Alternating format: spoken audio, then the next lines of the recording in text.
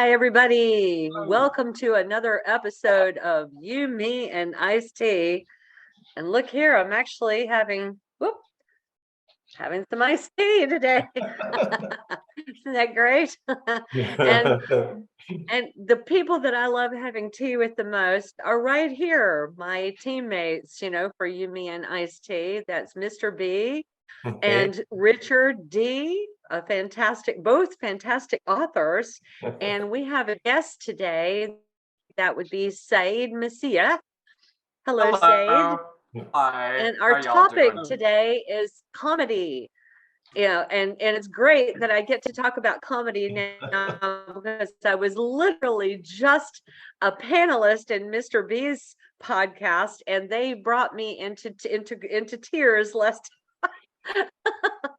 talking about my mom. So now I get to laugh, thank God. And hence the wonderful power of comedy. Yes, comedy, I'll kick it off saying that comedy is like medicine sometimes. It's literally it can be so many things. Let's start off with that. It can be a break from reality for just a little while, something to refurbish your mind, something to refurbish your heart, your spirit. And it can also say things. That's the wonderful thing about comedy. You can send messages, really big, important messages, but because people are laughing, they take it great. George Carlin is a fantastic example of that. I don't know how familiar you are with the late George Carlin, but if you're not, I highly recommend his stand-up comic routines because he hit on some amazingly hot topics like climate change, and help me out here, Saeed. What else did George Carlin hit us with? Where do I even begin? Okay. Controversial subject. This man was an expert on social commentary, ranging from topics like boomers. Oh, be careful. There's two of them there, It's okay. I'll say it out loud. They're cool ones, though. Absolutely. Of course, our listeners are wondering, who are you? Tell us more. Yes, exactly. Sure. We skipped over that part. Say and introduce yourself, please. Of course. So, as she said, my name is Saeed. I am a stand-up comedian, improv comedian. I have over 10 years of experience here in Dubai. I've done a couple of shows in Los Angeles as well. So that's a lot of fun. I'm also a designer on the side, architectural design, project manager. I do a lot of things. Yeah. And I don't know what else to say. I'm really bad at these kinds of things. Seriously. No, you're I'm doing also a writer. fine. I write as well. Yes. Right. Well, comedy is something you're actually really good at writing. And Saeed actually was the sounding board for me when I was writing my dark comedy scripts. I did a couple of short script projects recently, in case anybody listening didn't know that. I'm also a screenwriter as well as an author, and two of my screenplays have won now. Kill the Writer has won 7 screenwriting awards worldwide so far, and a number of nominations and finalist status. It's killing it at the film festivals, just killing it. And Kill the Millennial has 5 screenwriting awards so far and counting. So they're just rolling in, and I'm working on a new script right now called Kill the Planet. So, again, dark comedy, dark comedy that can deliver a powerful message, but in such a fun comedic way, that people laugh, but at the same time, they're really thinking about something that's, controversial, not just controversial, but deep, something we really do need to focus on in this world right now. Saeed was a wonderful sounding board. Actually, he was the one who I bounced the scripts off of. He told me where I was going right, where I was going wrong. He knows a lot about comic timing. Tell us a little bit about that, Saeed.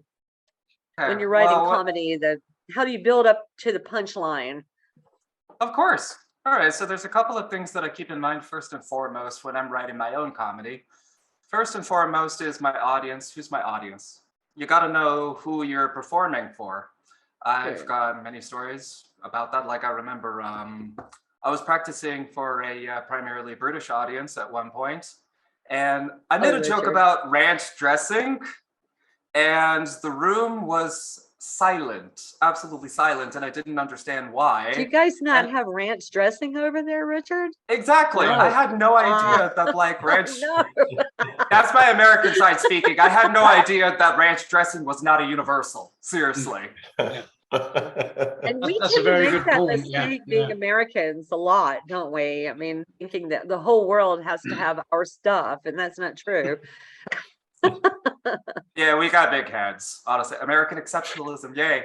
Yeah, true. Mhm. So that's number one, know your audience. Number two is know how to build a joke, so to speak. Knowing how to build a joke, it's two elements that you have to keep in mind. First off is the setup, and secondly is the punchline. Easy, two-part thing. The setup is you give your audience the necessary information that they need to know for a joke. You don't over-explain, that kills the joke. Then the punchline, I like to think of the punchline as like a surprise for the audience, where the setup, you're building up an expectation from the audience where they expect you to hear something, they expect an answer from you. But the punchline, you go with the opposite. You just like go with something that they completely don't expect. Yeah. And that's primarily what I did with Kill the Writer, Kill the Millennial. Thankfully, my wonderful dear mother down here, she is absolutely wonderful at setups. She has spaced everything correctly. You don't want to, oh, that brings up the third part, timing. You don't want to overwhelm your audience. You got to space your jokes out like correctly. I Right. like to go by a rhythm where it's like you start off with a big joke, a nice big laugh to get everybody nice, energized and hyped up for the rest of the show. Then small laugh, big laugh, small laugh, small laugh. Threes, power of threes. And That, that's brilliant. Mm, Well, very how do useful. you think, Yeah. Richard, how do you think we can use that in literary writing? I mean, does that apply at all to Um, us?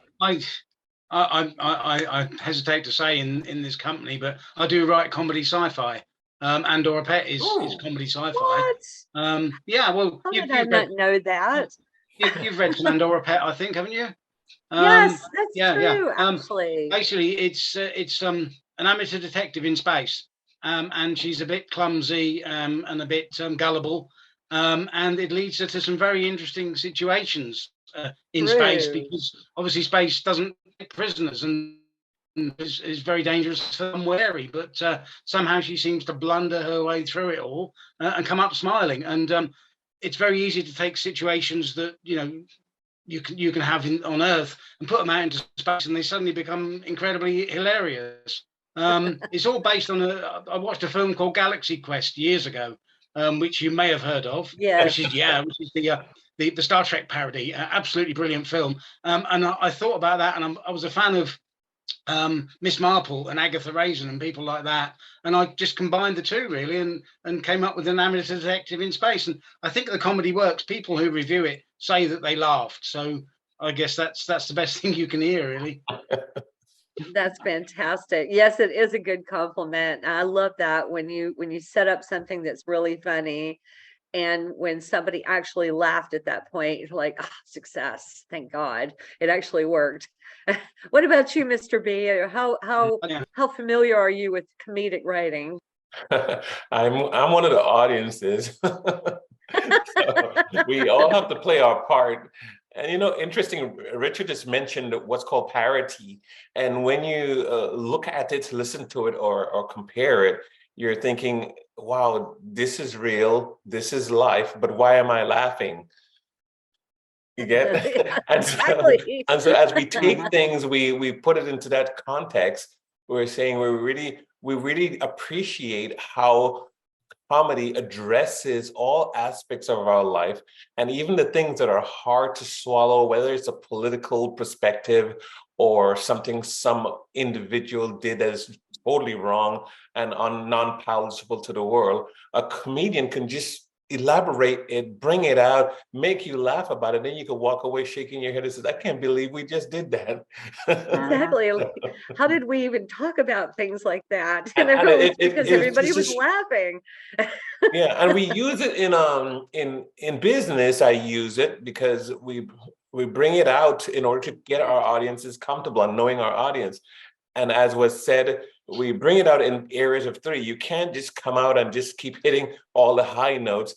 Getting a high note, and then even in a training class, I do things like that from something as benign as the oil industry.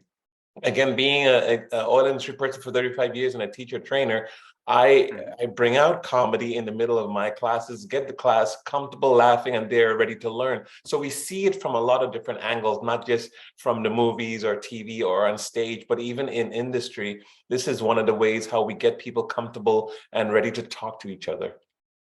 That's fantastic. Actually, that's a really good point. There's nothing that 100%. breaks the ice like a good joke, right? Sorry. This is why it's free talk, because we have phone calls Right? sometimes. I see. Yeah. Saeed, anything else you want to add about comedic writing? Can you give us some examples of some of these jokes that you set up and punchlines that you've delivered successfully by shocking, like it was something that they were expecting, but it was something else? You mentioned that. I'd like to know an example. Yeah. One of the ways that I like to introduce myself to an audience is one of the basic rules about like stand-up is, especially if an audience doesn't know who you are, is first and foremost, make a joke about yourself so that the audience can relax and just go like, phew, okay, he can laugh at himself. All right, there we go. Now we can relax. He's not stuck up, whatever they're thinking. And one of the best ways to do that is to make a joke about something that may be immediately obvious about yourself. So my favorite way to open a set is to start by setting it up by painting myself as that early 30s, scarcely employed son that's still single, not yet married, just painting a picture about myself and everything, just building up to the scenario. And me as an Arab American, I like to explain both sides of like this identity as well, starting with the Arab side. As you know, Arabs on Fridays, we like to, have these Friday get-togethers where the whole family is together, and a lot of gossip happens. So obviously, they're always talking about like, oh, this one unmarried son, still in his 30s, early, like, no job, no real job. No, not yet married. What is this? And then I build it up saying that like, they always ask me this question, why are you not married yet? So that's the setup. Why are you not married yet? And then after that, I say, well, there's a very specific reason that I'm unmarried. And like, I make it sound like that there's can I get like a little bit TMI? Is that okay for this? Yeah, sure. Okay. Like, sorry, Mom, but I build it up as if like I have an STD. Okay. Oh dear God. It's comedy. Okay.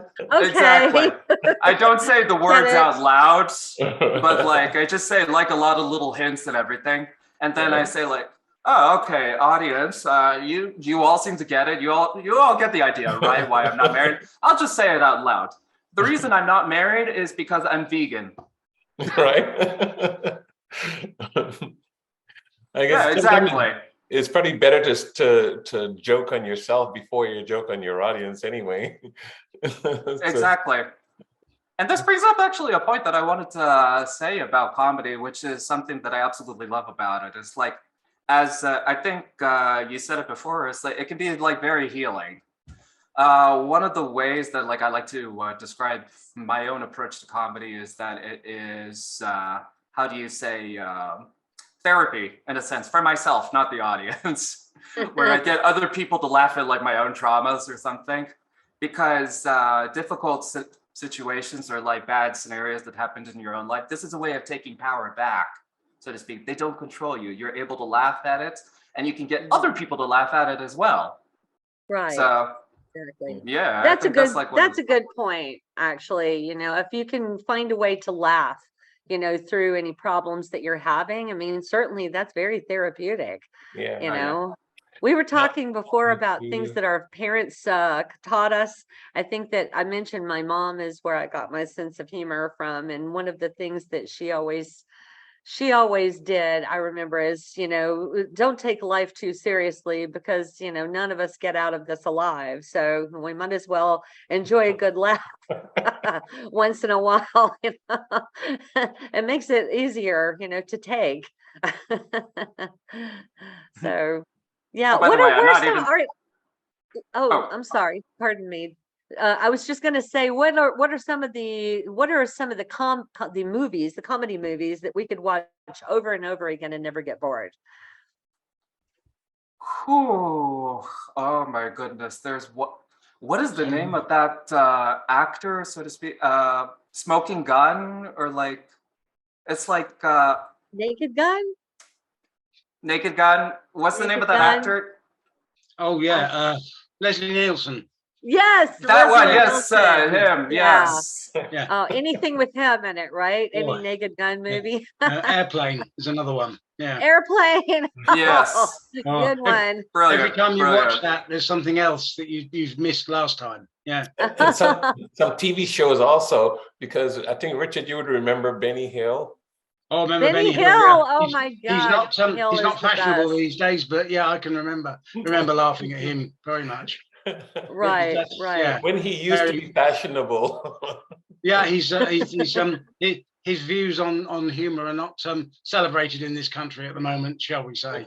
Yeah, Mhm. shame. Oh, fantastic. Yeah, exactly. Very controversial. One of my favorites was My Cousin Vinny. I just Okay. love that movie. Did you Mhm. ever see that?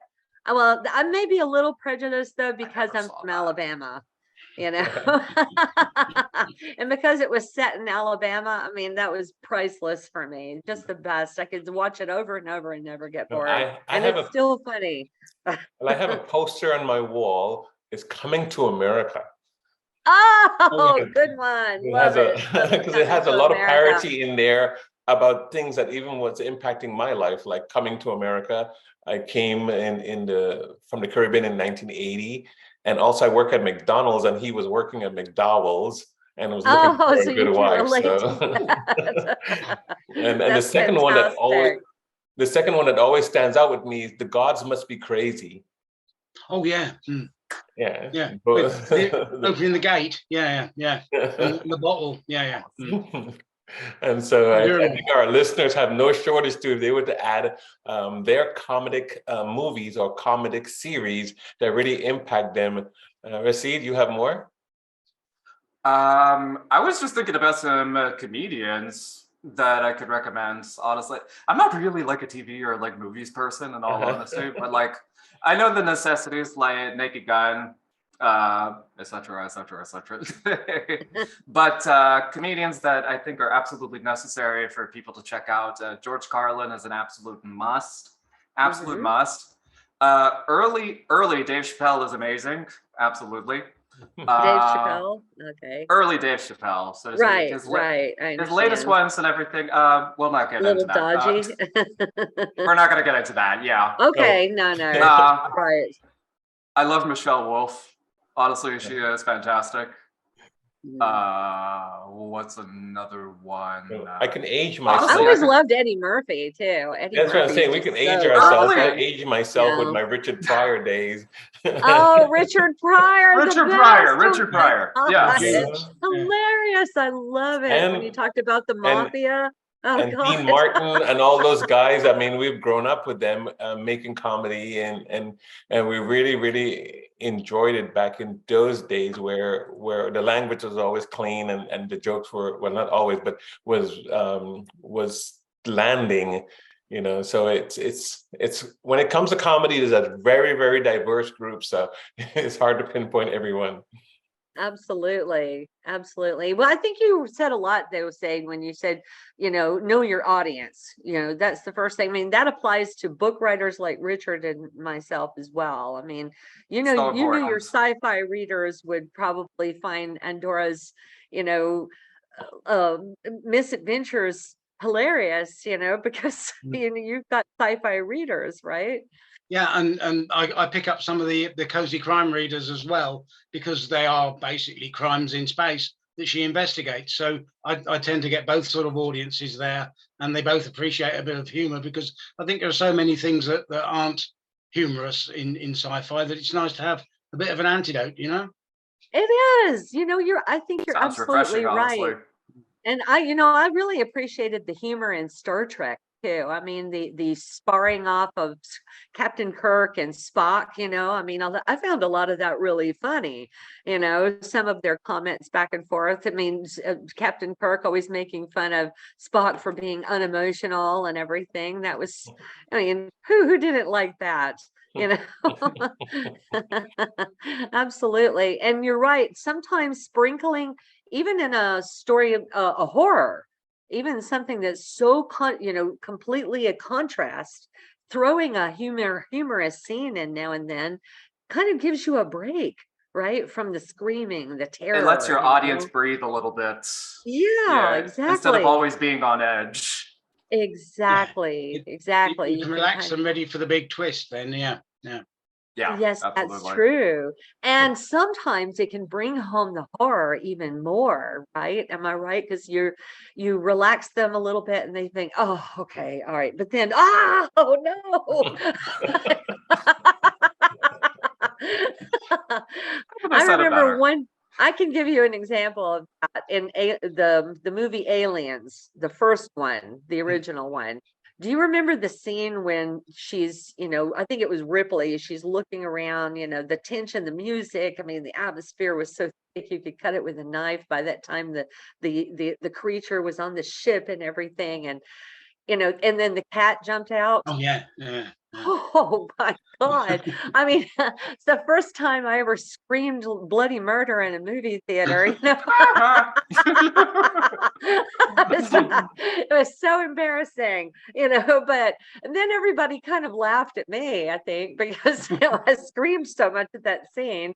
But then the very next scene really was, I think it brought it home so much more, because nobody was expecting it right away after that, I have a point. I'd also argue that like the opposites of what you're describing is also true. Like with pure comedy sets, sometimes it's actually very valuable to have like a little serious moment in between as well. So that way, like your stand-up set hits home even harder, so to speak. Especially if you're like touching on like really like sensitive subjects, so to speak. Like I remember there was one in particular where like what was the name of the comedian? Oh yeah, Sam Morrill. Sam Morrill, this Jewish guy. What's it called? He was in the middle of this like hilarious set about his family life and his parents and everything. He like touched on like a little moment of like where he had like a serious like childhood trauma or something like that. It was like really raw, so to speak. And then like he immediately flips it and everything, where like he makes a really like stupid joke or something, then like the laughs get back. But it's like, I remember that set more than his other stuff, honestly. It like had a stronger impact. That's actually really true. It can make it more memorable, because for a moment there you thought, oh, wait a minute, are we not laughing anymore? Are we talking serious at this moment? I remember George Carlin, when he talked about the environment, that his skit, I highly recommend, the one Man's Arrogance, about whenever they say they're going to save the planet. He has a lot to say about that, and I love it, because it's like, save the planet. Who do you think you are saying you're going to save the planet? The planet's been around for billions of years before you and will be around long after you, and then he starts to talk about how the planet may do things like, send little viruses, something as small as little, bacteria, to get rid of these fleas, that are, the infesting its surface, and he's like, yeah, save the planet. The planet's not going anywhere. We are. And I mean, people are laughing, but I mean, what are you're like you said, Mr. B, you probably go home after hearing a comic set like that and you're like, what were we just laughing at? Wait a minute. Yeah, we were laughing at our potential death. Yeah. As soon as I do a podcast, that's when everybody decides they're going to call me now. Sorry for that. And because right away I was thinking about comedians and comedic and from television, and it was Jerry Lewis, and I saw one of his performances where he was as serious as a rock, and it was hard to relate after, So when comedy turns really, really serious, I think it kind of dig deep into our internal humor and makes us really pay attention to what the movie's about or what they're going to say. And so, although this conversation can take us hours and hours because it really has a lot of content as far as comedy and how it translates into our life and real life, and it's one of those examples, life is serious, but we should keep laughing. If you look at it, life is very serious, but we should keep laughing. Exactly. Well, it's an anti-aging tonic also. That's the thing about laughter. It really can. Yes, exactly. Right? It really can be an anti-aging The proof is in the because pudding. let's face it. I mean, worry put more wrinkles on your face, so it really is good to kind of take a break and give it a good laugh. Have you anything else you want to add, Richard? Any personal experience that laughter has kind of made you feel better? I think it gives you a license as well to say things that perhaps you might be worried or concerned about saying. You can dress it up in humor, and it makes it easier to talk about. It's particularly if you're laughing at or against yourself while you're doing it. And it gives you a lot more freedom to speak because you're dressing it up, not as a serious emotion maybe, but just as something that we can all have a bit of a laugh about. Exactly. Yeah. Yeah. What do you guys think about the statement that comedians are the new philosophers? Oh, interesting. I love this statement. I mean, as a comedian, I fully endorse this statement 100%. I would like to add this to my CV right away. Saeed I think you Maseeh, should. philosopher. Yes. Sounds great. Yes, please. The new philosophers, I'm because certainly going to listen more to someone that makes me laugh than I've listened to someone that makes me miserable. So yeah, I'll go. yeah, that's true. It's like That's my true. youngest son is a musician, and nowadays they call an artist and people like a musician a gig worker, and I understand what they're trying to say. But the whole idea is, one of my messages is for parents to let their children be what they want to be, and if they want to be a comedian, promote them, encourage them, support them, because we need those kind of art and artists in our lives. Our life is dry, mundane, and boring without music, without art, without laughter, without comedy. And so, Without writers. right? So we look for this kind of support. We won't belabor all the points, but this is something that we as humans need. Someone to We polish do. reality. Thank you. We do. Thank And you, to thank take you. your imagination away from, like you said, boring, mundane life into some place else. Yeah, Escapism. Just escape. Yes. Yeah. so I'm It's thinking good our for you to escape sometimes. Yes, I think our listeners appreciate this episode because I was looking forward to comedy. Well, thank you all for coming. And we only have about 3 more episodes for this season of You, Me, and ICED. So we're going to wind it up in about 3 weeks. And then, I'm looking forward to coming up with the new theme for next season. So anybody who has thoughts, be sure and get in contact with any of us and let us know. Okay? Great. And in the meantime, I'll see you next week. Take care, guys. Take care. Bye. Thank you. Bye-bye. Thank you for having me. Much welcome. Good to see you. Great to see Pleasure. you. Bye.